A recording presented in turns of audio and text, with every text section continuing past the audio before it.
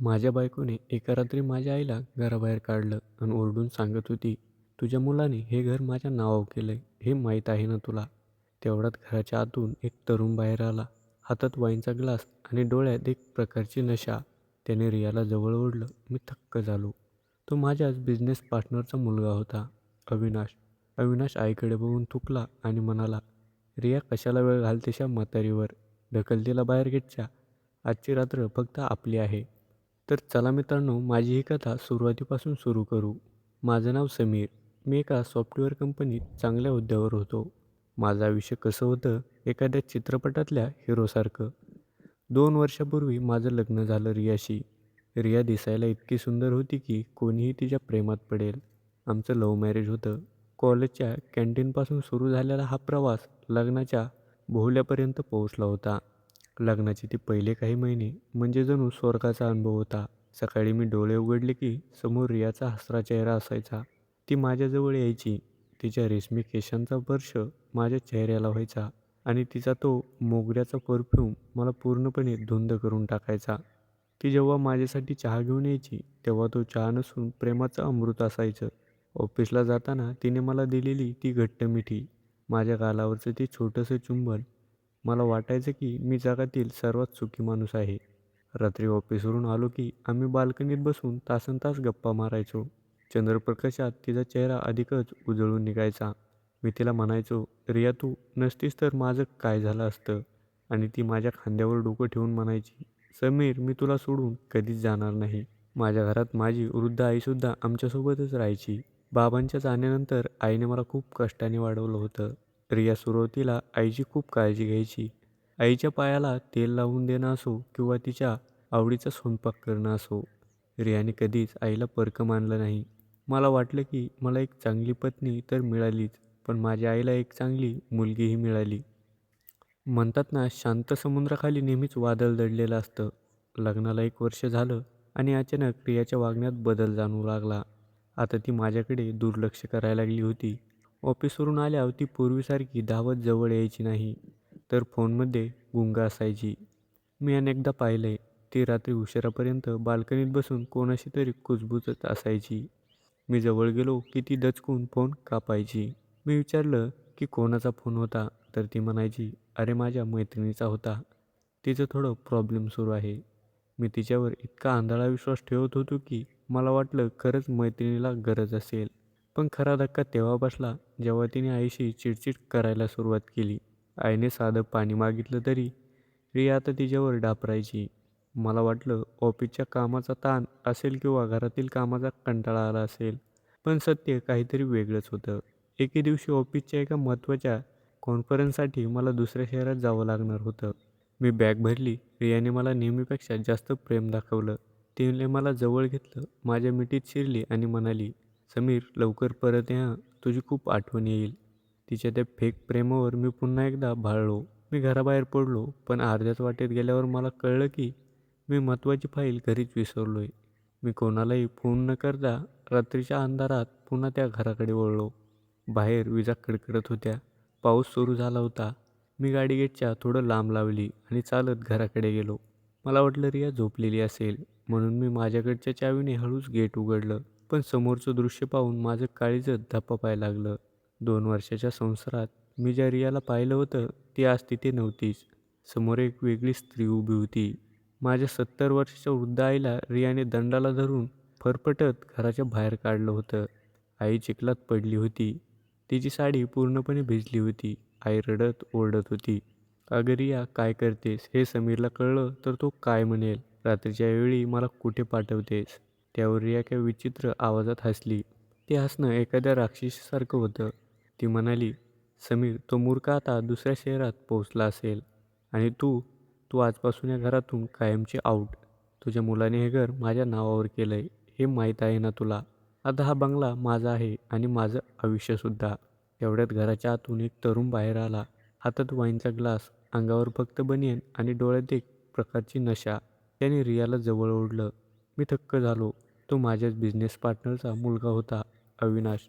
अविनाश आईकडे बघून थुंकला आणि म्हणाला, रिया कशाला वेळ घालवतेस या म्हातारीवर? ढकल तिला बाहेर गेटच्या.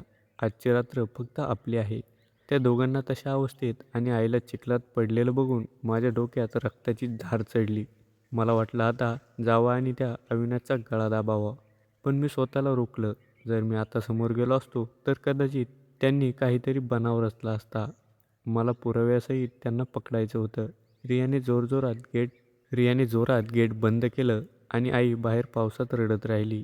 मी धावत गेलो आणि आईच्या तोंडावर हात ठेवला, जेणेकरून ती ओरडणार नाही. आईने मला पाहिलं आणि तिच्या डोळ्यात भीतीचे पाणी आलं. मी तिला खुणीने शांत राहायला सांगितलं. मी आईला उचललं, गाडीत बसवलं आणि तडकन माझ्या एका जुन्या मित्राच्या राहुलच्या घरी गेलो. राहुल पोलीस दलात होता. मी त्याला सगळं सांगितलं. आई अजूनही थरथरत होती. तिने मला सांगितलं की गेल्या 2 महिन्यापासून रिया तिला धमकावत होती. जेवणात काहीतरी औषध मिसळत होती, ज्यामुळे आईला भ्रम व्हायचे. रियाने मला आईबद्दल खोटं सांगितलं होतं की तिची मानसिक स्थिती ठीक नाही आहे. आईला सुरक्षित हातात सोपवून मी पुन्हा घराकडे निघालो. आता माझ्या डोक्यात फक्त एकच विचार होता. मी घराच्या मागच्या बाजूने गुपचूप आत शिरलो. रिया आणि अविनाश हॉलमध्ये बसून माझ्या प्रॉपर्टीचे पेपर चेक करत होते. ते माझ्या मृत्यूची योजना आखत होते. रिया म्हणाली, समीर परतला की त्याला रोजच्या जेवणातून थोडं थोडं विष द्यायचं. म्हणजे 3 महिन्यात त्याचा हार्ट फेल होईल आणि कोणाला संशय येणार नाही. ज्या स्त्रीला मी माझं सर्वस्व मानलं, ती माझ्या मृत्यूची सुपारी आपल्या प्रियकराला देत होती. मी तिथेच भिंतीला लागून असलेल्या एका छुप्या कॅमेऱ्याचं बटन दाबलं. आता त्याच्या प्रत्येक शब्दाचं रेकॉर्डिंग सुरू झालं होतं. दुसऱ्या दिवशी सकाळी मी घराच्या गेटवर उभा होतो. मी बेल वाजवली. थोड्या वेळाने रिया दरवाजा उघडला. तिच्या चेहऱ्यावर एक क्षण भीती उमटली, पण दुसऱ्या क्षणी तिने तो मुखवटा चढवला. ती धावत आली आणि मला मिठी मारली. समीर, तू इतक्या लवकर आलास. तू तर दुसऱ्या शहरात जाणार होतास ना. मला तुझी किती आठवण येत होती. तिचे ते शब्द आणि तिचा तो स्पर्श आता मला एखाद्या विषारी नागिनीसारखा वाटत होता. पण मला नाटक करायचं होतं. मी म्हणालो, हो रिया, काम लवकर झालं आणि तुझं मन नव्हतं ना मी जाण्यावर, म्हणून परत आलो. आई कुठे आहे? ती अजिबात डगमगली नाही. डोळ्यात पाणी आणून म्हणाली, समीर, तुला कसं सांगू? रात्री आईला अचानक देवाचा ध्यास लागला आणि ती कुणालाही न सांगता पहाटेच्या तीर्थयात्रेला निघून गेली. मी खूप थांबवलं तिला, पण ती ऐकलीच नाही. तिचं हे धादंद खोटं बोलणं ऐकून मला तिचा गळा दाबावासा वाटत होता. पण मी फक्त हसलो. त्या दिवशी संध्याकाळी रिया खूप नटली होती. तिने माझं आवडतं जेवण बनवलं होतं. आम्ही बागेत बसलो होतो. सूर्यास्त होत होता आणि वातावरण खूप शांत होत होतं. रिया माझ्या खूप जवळ आली. तिने माझा हात आपल्या हातात घेतला आणि हळूच माझ्या खांद्यावर डोकं ठेवलं. ती म्हणाली, समीर, आजची रात्र फक्त आपली आहे. दिवसांनी आपण एकत्र वेळ घालवतोय. तिने वाईनचे 2 ग्लास काढले. तिचे ते अर्धवट उघडलेले डोळे आणि मादाळ बोलणं कोणत्याही माणसाला भुरळं पाडेल असं होतं. तिने एका ग्लासात चोरून एक पांढरी पुडी मिसळली.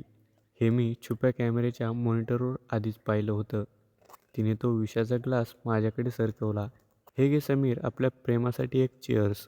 तिच्या हाताचा तो कोमल स्पर्श आणि डोळ्यातलं ते खोटं प्रेम पाहून मला वाटलं, एखादी स्त्री इतकी क्रूर कशी असू शकते. मी तो ग्लास हातात घेतला. तिचं लक्ष विचलित करण्यासाठी मी अचानक म्हणालो, रिया बघ तिथे पलीकडे कोण उभा आहे. ती तिकडे बघायला लागली आणि त्याच सेकंदात मी आमचे दोन्ही ग्लास अदलाबदल केले. मी तो बिनविषाचा ग्लास एका दमात प्यायलो. तिनेही आपला, ज्यात विष होतं, ग्लास ओठांना लावला. पण ती प्यायली नाही. ती फक्त नाटक करत होती. तिला वाटलं मी विष प्यायलो. ती माझ्या छातीवर डोकं ठेवून म्हणाली, आता तुला खूप छान झोप येईल समीर, कायमची. रात्रीचे 12 वाजले होते. मी बेडवर डोळे मिटून पडलो होतो. जणू मला काहीच शुद्ध नाही. रियाने हळूच बेडवरून उठून कपाटातून माझे प्रॉपर्टीचे पेपर्स काढले.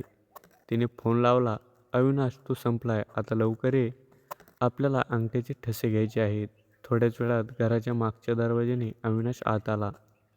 त्या दोघांनी माझ्यासमोर उभं राहून हसायला सुरुवात केली. अविनाश म्हणाला, रिया, काय डेंजर डोकं आहे तुझं. आता हा बंगला, ही गाडी आणि हे सगळं साम्राज्य आपलं आहे. रिया माझ्याजवळ आली आणि माझा अंगठा त्या पेपर्सवर उमटायचा प्रयत्न केला.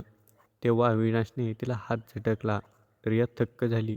ती म्हणाली, अविनाश, काय करतोस? लवकर कर. आपल्याला निघायचं इथून. अविनाश कुत्सितपणे हसला आणि त्याने खिशातून दुसरेच काही पेपर्स काढले. तो म्हणाला, रिया, तुला काय वाटलं? समीरला मारून मी तुला या संपत्तीची मालकीण बनवणार. छे, या पेपर्सवर समीरचे नाही तर तुझे अंगठे हवेत. तू तुझी सगळी प्रॉपर्टी माझ्या नावावर करतेस असं यावर लिहिलंय. रिया ओरडली. तू मला धोका देतोयस. मी समीरचा खून केलाय तुझ्यासाठी. अविनाश शांतपणे म्हणाला. तू खून केलायस, मी नाही. जर तू यावर सही नाही केलीस तर मी आत्ताच पोलिसांना फोन करेन आणि समीरचा खून तू केलास हे सिद्ध करेन. माझ्याकडे तुझे रेकॉर्डिंग आहे. ज्या बेडवर मी मरण्याचं नाटक करत होतो तिथेच माझ्या डोळ्यासमोर हे दोन साप एकमेकांना डसायला निघाले होते. रियाला आता आपली चूक कळाली होती, पण खूप उशीर झाला होता. ती अविष्णाव ती अविनाशवर धावून गेली. त्याच्यात झपटाझपटी सुरू झाली. रिया ओरडत होती, मी तुला सोडणार नाही. अविनाशने तिला जोरात धक्का दिला आणि ती जमिनीवर कोसळली. अविनाश म्हणाला, समीर मेला, आता तुझी पाळी आहे. मी पोलिसांना सांगेन की तुझ्या प्रियकराने म्हणजे मी समीरला मारलं आणि तू धक्क्याने स्वतःला संपवलं. अविनाशने रियाचा गळा दाबण्याचा प्रयत्न केला आणि त्याचवेळी मी बेडवरून तटकन उठून उभा राहिलो. अविनाश आणि रिया दोघांच्याही तोंडचं पाणी पळालं. त्यांना वाटलं मी भूत आहे. अविनाश ओरडला, तू तू तर मेला होतास ना. तू ते विष प्यायला होतास ना. मी हसलो आणि खिशातून माझा फोन बाहेर काढला. मी म्हणालो, अविनाश, वाईन बदलणं ही जुनी स्टाईल आहे, पण ती अजूनही काम करते. आणि रिया, तुला वाटलं मला काहीच माहीत नाही. ज्या बॅगेत तू मला विष द्यायचा विचार करत होतीस ना, तिथे गेल्या 10 दिवसापासून माझे गुप्त कॅमेरे बसवलेले आहेत. बाहेर सायरन वाजत होते. माझा मित्र राहुल, पोलीस ऑफिसर आणि माझी आई गेटमधून आत आले. आईला जिवंत पाहून रियाला घाम फुटला. तिला वाटलं होतं आई संपली असेल. राहुलने त्या दोघांना बेड्या ठोकल्या. पण मित्रांनो, खरी गंमत तर पुढेच होती. अविनाशने पोलिसांना सांगितलं की मी काहीच केलं नाही, हे सगळं या रियाने केलंय. आणि रिया म्हणाली, समीरनेच मला हे सगळं करायला भाग पाडलं. त्यांनी माझ्यावरच आरोप करायला सुरुवात केली.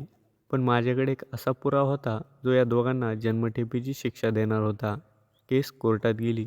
रियाचे वकील सांगत होते की रिया निष्पाप आहे आणि अविनाशने तिला जबरदस्तीने या सगळ्यात ओढलं. अविनाशचे वकील म्हणत होते की तो फक्त एक मित्र होता आणि सगळा प्लॅन रियाचा होता. मी साक्ष देण्यासाठी उभा राहिलो. मी जज साहेबांना म्हणालो, सरकार, ही लोक फक्त शब्दांचा खेळ खेळत आहेत, पण माझ्याकडे या दोघांच्या पापांचा व्हिडिओ पुरावा आहे. मी तो पेनड्राईव्ह कोर्टात सादर केला. त्यात फक्त त्या रात्रीच्या रेकॉर्डिंग नव्हतं, तर त्या आधीच्या 15 दिवसातील त्यांचे संवाद होते.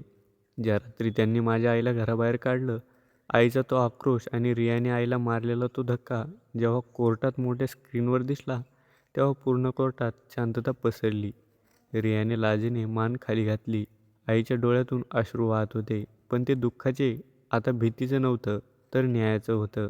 जे साहेबांनी निकाल दिला, हत्येचा प्रयत्न, फसवणूक आणि एका वृद्ध महिलेचा छळ केल्याप्रकरणी रिया आणि अविनाशला 10 वर्षाची सक्त मजुरी सुनावण्यात आली.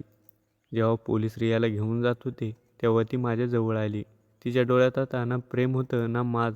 ती रडत म्हणाली, समीर, मला माफ कर. पैशाच्या हौशेपोटी मी माझं घर जाळलं. अविनाशने मला स्वप्न दाखवली आणि मी माझ्या आयुष्याला देव गमावला. मी तिच्याकडे एक नजर टाकली आणि फक्त इतकंच म्हणालो, रिया, देव गमावलास की नाही हे माहीत नाही, पण तू आज तुझ्या माणुसकी कायमची गमावली आहेस. त्या काळकोठडीतून सुटून मी घरी आलो. आईने दारात माझं औक्षण केलं. घर तेच होतं, पण आता तिथं वातावरण पवित्र होतं.